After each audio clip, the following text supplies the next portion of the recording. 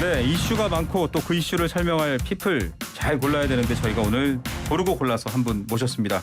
국민의힘 상황, 또 여당 상황, 대통령 순방 이후에 벌어진 논란들 복잡하죠. 돌고 돌아라는 말이 공통어가 될 정도로 여러 가지 상황이 있습니다. 여기에 대해서 저희가 김용태 전 국민의힘 최고위원과 함께 이야기 나눠보겠습니다. 안녕하십니까? 네, 안녕하십니까. 국민의힘 김용태입니다. 예, 저희가 이제 아직은 당분간은 나오시는 분들께 항상 여쭤보고 있습니다. 바이든입니까? 날리맨입니까? 또 이렇게 시작부터 저한테 좀 여당의 일원인 저한테 또 사상 검증을 하시려고 하니까. 네, 뭐 검증은 아니고요. 여론조사도 막 요즘 나오고 이게 하니까. 저희 당 안에서는 바이든이냐 날리면이냐 가지고 사상 검증이라고 이제 표현을 그렇게 하시더라고요. 표현하나요? 네. 뭐 국민의힘의 표현이긴 합니다만 많은 분들이 궁금해하세요. 정치인들 나오면. 저는 그러니까 이게 참 되게 텍스트로 처음에 받아봤는데 네.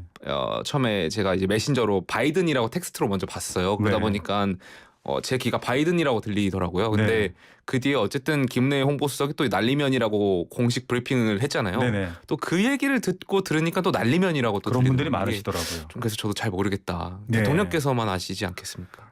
한 분은 알고 계신다로 정리를 해보겠습니다. 자, 이런 관련 사안들이 지금 이제 대통령실에서 해명하고 좀 혼동이 있었지만 잘 정리하고 이렇게 가는 게 아니라 굉장히 여당과 대통령실도 강공을 하고 있는 상황입니다. 네. MBC를 대검에 고발했거든요.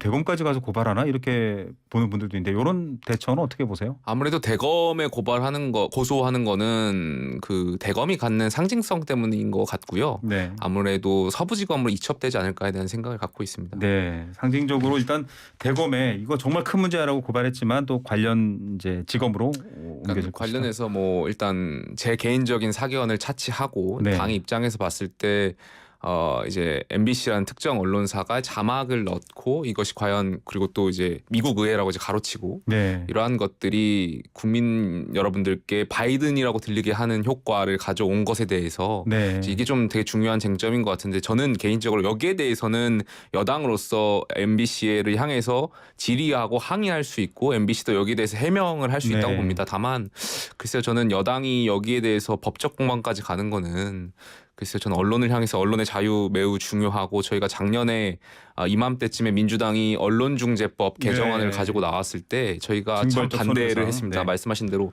징벌적 손해배상을 반대했고 그런 것이 이제 잘못된 보도에 있던 그런 피해보다 언론의 자유가 더 중요하다. 그러니까 헌법 21조가 얘기하는 언론의 자유, 표현의 자유, 결사의 자유가 이 자유의 가장 중요한 또 자유라고 네. 저희가 보고 있기 때문에 근데 지금 또 정권이 바뀌었고 이제 해가 바뀌면서 저희가 MBC를 향해서 좀 가치가 잣대가 바뀐 것 같아서 네. 그러한 부분 좀 안타깝게 생각을 하고 있습니다.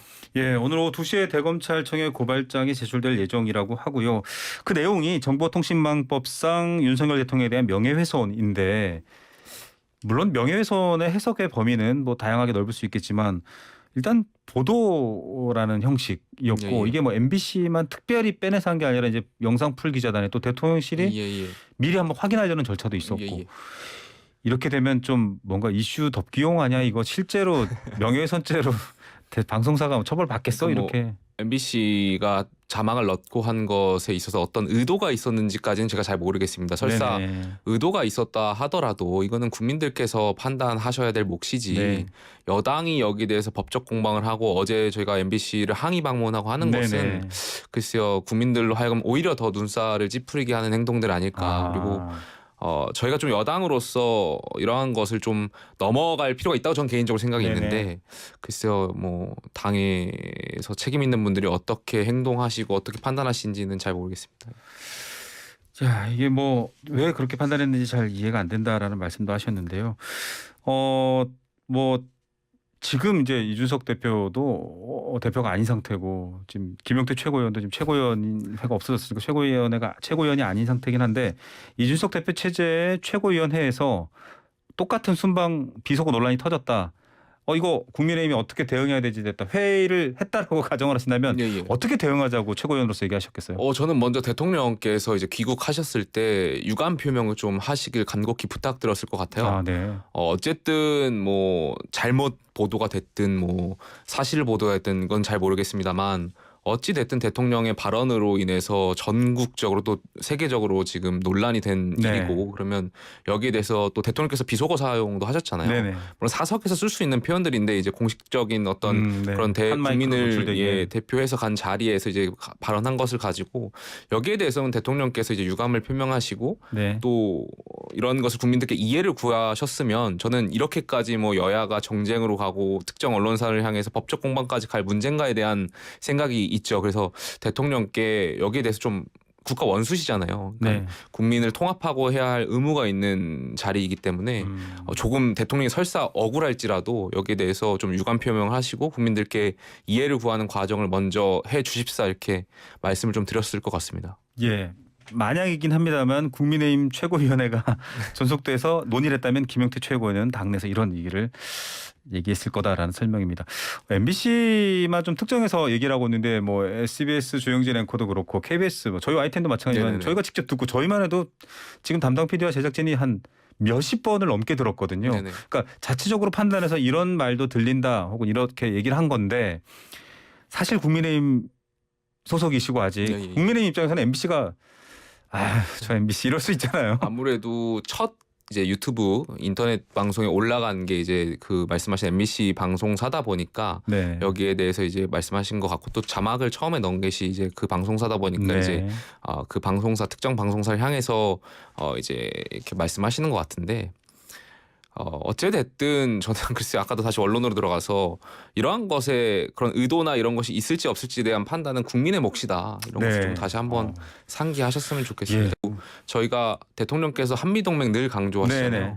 미국과 저희 대한민국은 가치 동맹입니다. 네. 미국이라는 나라는 언론의 자유를 굉장히 중요시하고 이런 자유권을 굉장히 중요시하는 가치를 갖고 있는 미국인데 한미가 동맹을 정말 가치 동맹이라면 정말 우리 헌법에도 나와 있는 그 언론의 자유라든지 이런 것을 좀 저희가 더 다시 한번 성찰해봐야 되는 시간이 있어야 되지 않나 생각됩니다. 네, 더 물론 진영의 논리도 있을 수 있겠지만 더 큰 가치를 흔들어 버리면 그거 어떻게 감당하려고 그래 이런 마음이 좀 느껴지는 것 같고 미국도 수정헌법 헌법 1조가 아주 강력하죠.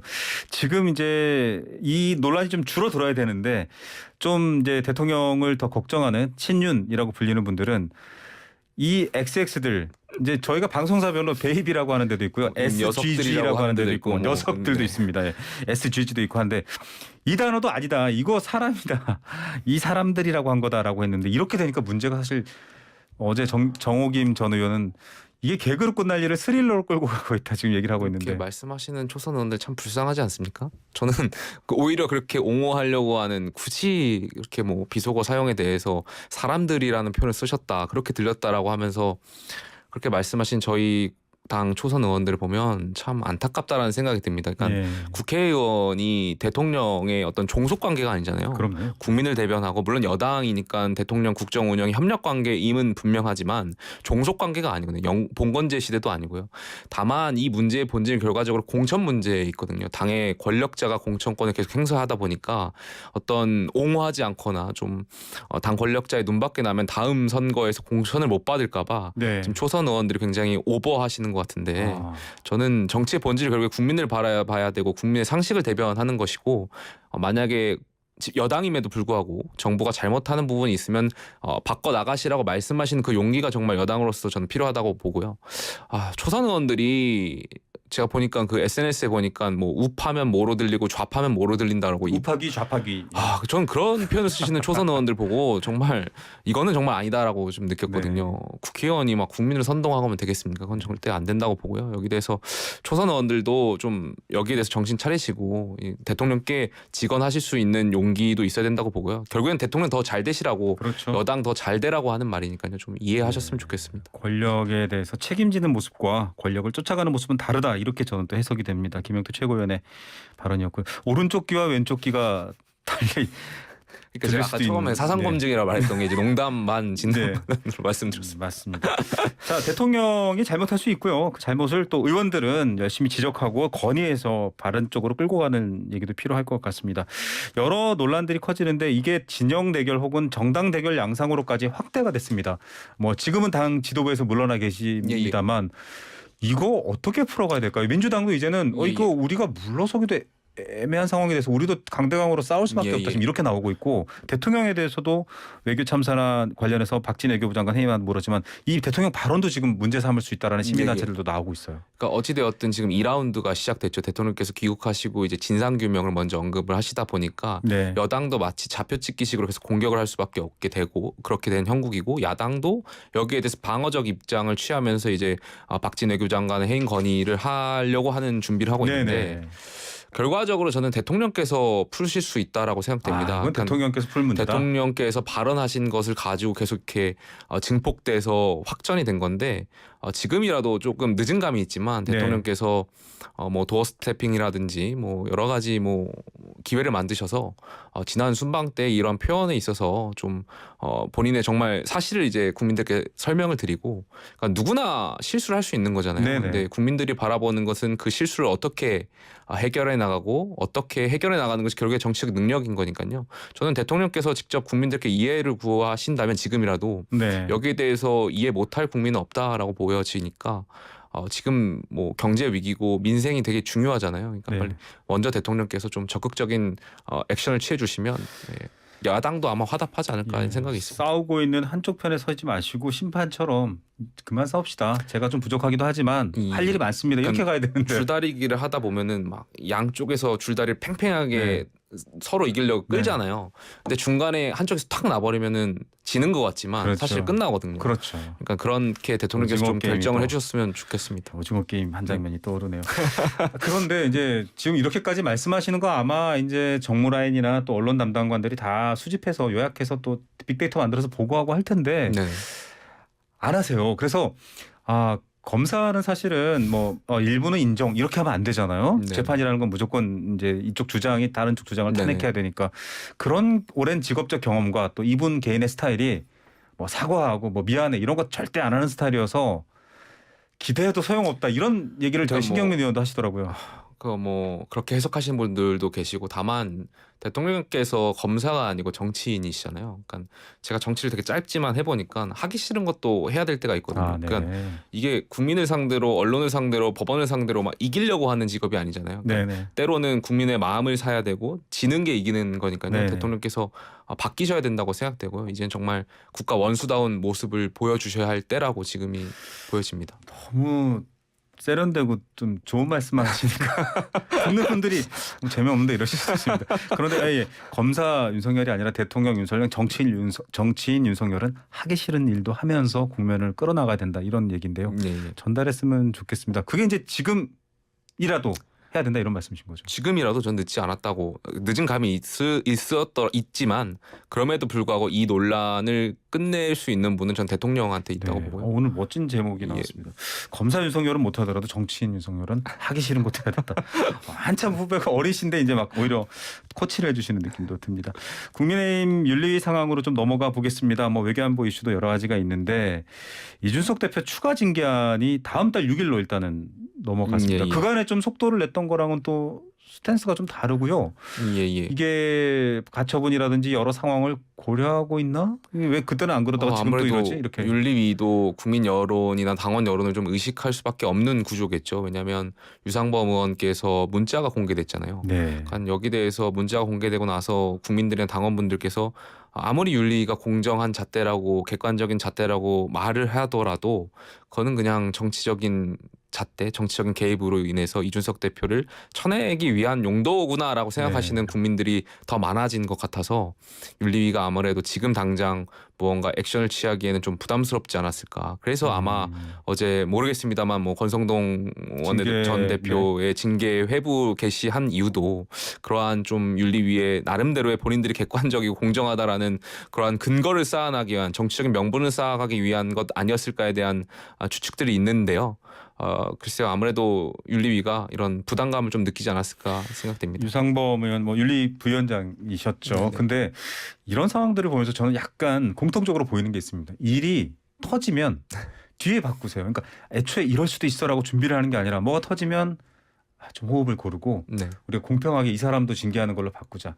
좀 쭉 가다가 뭐가 막히면 이렇게 갑시다. 이게 오히려 신뢰나 국민들이 좀 보기에 저거 뭐 하는 거야 이럴 수도 있을 것 같고요. 그러니까 정치라는 것이 뭐 아까 대통령도 말씀하시고 지금 저희가 쭉 이어서 말씀드리는데 저희가 원래 굉장히 오랜 기간 대한민국을 통치했던 집권 여당의 경험을 많이 갖고 네. 있는 정당인데 지금 보면은 사실 국민들께서 저희 당에 갖고 있는 기대감 이런 과거에 있었던 기대감을 과연 충족할 수 있을까에 대한 좀 의문이 있어요. 그러니까 결과적으로 거기에 대한 의문은 아마 말씀하신 대로 그런 섬세함이 좀 부족했던 것 아닌가. 네. 안정감, 정치는 보수가 주는 굉장히 안정감. 민감해야 네. 되거든요. 그러니까 뭐 이게 무슨 일이 있겠어? 뭐 문자 공개됐다고 해서 뭐 문제가 있겠어? 이러한 가처분 아니란 안될 거야. 이렇게만 설사 생각하는데. 이준석 대표를 정치적으로 쳐내기 위해서 윤리위가 네. 작동했다라고 하더라도 뭐 네. 가정입니다만 굉장히 예민하고 조심스럽게 해야 되는 게 정치잖아요. 근데 마치 이렇게 보이는 막 달려드는 이런 모습들은 국민들이 봤을 때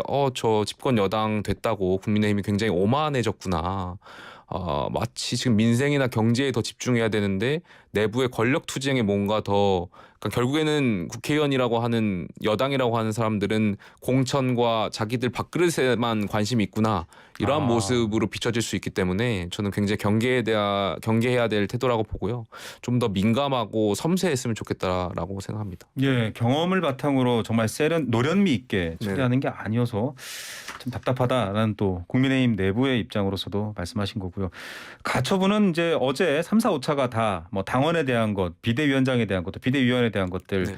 다 봤는데 같은 재판부기도 하고 이전에 처음 내려진 가처분에 대한 또 연장선도 있고 그런데도 불구하고 법조인들은 반반이에요. 네네. 어떻게 보세요? 제가 법사도 아니고 그래도 이런 거 정치적 질문 받을 흐름이 때마다 제가 네. 굉장히 뭐 어려운데 네. 근데 뭐 그럼에도 불구하고 같은 재판부다 보니까 아무래도 인용 가능성이 좀 있지 않을까 싶습니다. 일부 언론에서는 저한테 이제 가해관이라는 표현을 쓰더라고요. 가해관이요? 마지막 남은 최고위원이라고 해서 가처분 핵심 관계자라고 가처분 핵심 이해 관계자. 관계자라고 해서 가해관이라고 이제 말씀해서 많이들 의견을 물어보시는데 저희도 쓰도록 하겠습니다. 네. 저는 뭐 그래도 이제 같은 재판부고 또 결과적으로 본질적인 거는 같다고 봐요. 그러니까 당원 네. 민주주의, 당원이 뽑은 당대표 최고위원을 사실상 고리시키는 효과, 당원 당규를 개정해서 비상 상황을 만드는 것이 처분적 성격을 갖고 있지 않느냐. 네. 그러니까 특정인을 겨냥해서 네네. 법 개정을 하는 것은 위헌이거든요. 네. 이러한 당원 민주주의 위배된다는 점과 두 번째는 그러한 것이 소급 적용이 가능하냐에 대한 건데 결과적으로 두 가지 쟁점 모두 다 위헌적인 요소들이 있기 때문에 네. 아마 같은 재판부고 이제 그런 걸 봤을 때 재판부가 정당의 자율성을 인정하나 내재적 한계가 있는 거잖아요. 그렇죠. 어디까지나 다 헌법의 테두리 안에서 결정돼야 되는 거니까요. 아마 1차 결정문과 비슷한 테두리 안에서 결정되지 않을까에 대한 생각이 있습니다. 당원을 지키지 않고 절차상 문제가 있다. 이준석 대표를 그렇게 해서는 안 된다라는 판단인데 당원을 바꿨는데 그 사람 한 사람 때문에 당원을 바꾼다? 그거 무리가 있지 않나 이제 이런 해석이 있다. 예, 그게 바로 이제 처분적 성격이라고 하는 거 그렇죠. 평등 원칙에 위배되는 거여서. 네. 가해관 김영태 최고위원의 얘기였습니다. 다른 분들의 징계도 있는데 앞서 얘기했지만 권성동 전 원내대표는 지금 이제 음주 예. 관련해서 징계인데 이게 이준석 대표를 징계하기 위한 일종의 좀 물타기. 그러니까 얘도 맞고 얘도 맞아 이런 식으로 하려는 그런 건가. 시각들이 있죠. 왜냐하면 윤리위가 당장 그 유상범 의원의 문자 공개된 뒤로부터 계속 들였던 잣대가 윤리위가 과연 그러면 네. 대통령께서 비속어를 이제 쓰셨던 것과 관련해서 과연 이준석 대표가 이제 품위 유지 위반이라는 그 네. 명목인데 대통령을 향해서도 같은 잣대를 들이댈 수 있느냐에 대한 당내의 상식적이고 합리적인 분들이 문제 제기를 많이 하셨거든요. 네네. 그러다 보니까 사실 윤리위가 못하죠. 어떻게 대통령한테 그런 잣대를 들이대겠습니까? 그러니까 아무래도 이제 권성동 의원을 그렇게 생각해가지고 이제 같은 잣대로 보려고 이제 노력을 하려고 이제 그런 의도가 아니었을까에 대한 생각이 있는데 글쎄요 국민들께서 당원들께서 여기에 대해서 어떻게 판단하실지는 잘 모르겠습니다. 윤 대통령과 좀 멀거나 거리를 세우시는 분들이 진짜 그 외교 때 발언해가지고 윤리위 얘기를 하면 가능성은 있나요? 그런 얘기가 실제로 윤리위에 제소될 수 있나요? 뭐 시민단체라든지 누가 뭐 당의 국민의힘의 윤리위에 뭐 권성동 의원도 사실 그 윤리위가 직접 판단하는 것이 아니라 그 당원인가 시민단체가 이 제소해가지고 윤리위가 판단해서 이제 올린 거거든요. 그러니까 만약에 누군가가 그렇게 제기를 한다면 뭐 그것도 윤리위가 판단을 하겠죠. 예, 참 복잡한 상황입니다. 또 야당 대표 이재명 대표를 향해서는 지금 이제 성남 FC 관련해서 제3자 뇌물 공여죄, 그다음에 여러 이제 쌍방울 관련돼서 이화영 평화부지사 측근으로 분류됐었죠. 그분이 이제 구속됐고 수사가 되고 있는데 수사 뭐 한동훈 장관 말은 아니 뭐 수사할 건 수사하는 겁니다라고 얘기하는 거지만. 자꾸 이제 김건희 여사의 도이치모터 주가 조작은 이제 진행 중인 사건이거든요, 현재도. 예. 둘을 비교해놓고 검찰이 공정하지 않아 이런 지적을 하거든요. 어떻게 보십니까? 그러니까 뭐 전자와 후자를 단순히 비교하는 거는 저는 문제가 좀 있다고 봐요. 왜냐하면 네. 결과적으로 김건희 여사와 관련된 그 사건들은 문재인 정권의 검찰에서 이미 사건이 다뤄졌던 거잖아요. 그러니까 굉장히 그때 윤석열 총장하고 각을 세웠던 것이고 그때 굉장히 많은 수사 검사를 파견해서 네. 다뤘던 것인데 이제 혐의점 못 찾았던 거고, 근데 이제 이재명 대표를 향한 그런 의혹들도 사실 문재인 정권에서 다 제기됐던 네네. 경선 것들이니까 과정에서도 그럼 막 좀 단순히 드러났고. 비교하는 건 맞지 않는 것 같고요. 어쨌든 네. 저는 이러한 의혹들이 계속 있는 것을 해결하는 것도 결국엔 수사기관의 역량이라고 보고요. 검찰과 네. 경찰이 여기에 대해서 좀 공정하고 객관적으로, 그건 그 기관에 대한 신뢰하고도 연관되는 거니까 네. 좀 공정하고 객관적인 수사를 했으면 좋겠습니다. 예, 뭐 결과는 사실 어떻게 수사하느냐, 그래서 국민들이 납득하느냐의 문제인데, 그래서 지금 민주당은 한동훈 법무부 장관을 이제 이른바 검수완박 검찰적법 형사소송법 개정안을 네네. 이제 뭐 측근을 지키기 위한 네네. 거다 이렇게 얘기한 건 허위사실이다라고 해서 또 고발을 했습니다. 이게 요즘 법을 모르면 정치를 모를 것 같아요. 저는 그거는 민주당이 한동훈 장관을 네. 큰 정치인으로 만들기 위한 걸로 해석합니다. 예, 알겠습니다. 불필요한 일을 한 것 같고. 예, 좀 더 앞서 나가는 미래 청년 정치인들의 목소리 많이 들었으면 좋겠습니다. 오늘 말씀 감사드립니다. 감사합니다. 김용태 최고위원이었습니다.